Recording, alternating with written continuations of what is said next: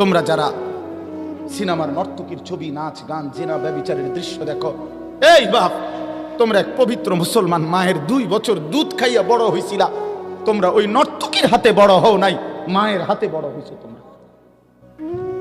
তুই বেটা নর্তকীর সন্তান না, তুই এক মুসলমান মায়ের সন্তান। তো মাকে ভুলে গেলি কেন? এই বেটা, মাকে ভুলে গেলি কেন? বাবাকে ভুলে গেলি কেন? আল্লাহকে ভুলে গেলি কেন? ইয়া আইয়ুহাল ইনসান মা গাররাকা বিরাব্বিকাল কারীম। হযরত মাওলানা তারেক জামিল সাহেব, পাকিস্তানের দাওয়াত ও তাবলীগের বিশ্ববিখ্যাত মুরব্বী, উনি এই আয়াতের এই শানদার তর্জমা বলছিলেন। উনি উদাহরণ দিছিলেন যে এক মা, এই যে এই ভাই, তো এক মা যদি